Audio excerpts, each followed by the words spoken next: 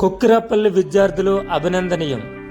విజయవాడ బుడమేరు వరద బాధితులకు AP government సహాయ నిధికి 74,000 రూపాయలు కలెక్ట్ చేసి డొనేషన్ ఇవ్వడం జరిగింది.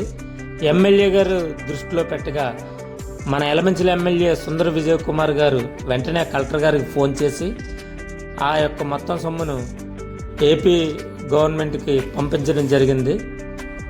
అలాగే వీరికి సపోర్టర్గా కౌన్సిలర్ మధ్య రామకృష్ణ, టీడీపీ టౌన్ ప్రెసిడెంట్ గొర్రెల నానాజీ పాల్గొన్నారు. నిజంగా మానవ సేవే మాధవ సేవ అని విద్యార్థులు నిరూపించారు.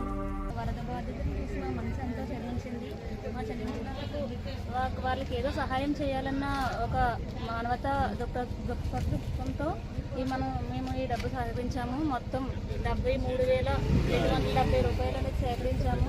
ఎలమంచిలే కాకుండా కొక్కిరాపల్లి గ్రామం వాళ్ళు కూడా ఎంతో సహాయం చేశారు దీనికోసం. ఇలా మేమే కాకుండా ఇంకా ఎన్నో గ్రామాలు కూడా ఇలా సహాయం చేయాలని విజయవాడ వరద బాధితుల కోసం మేము కోరుకుంటున్నాము.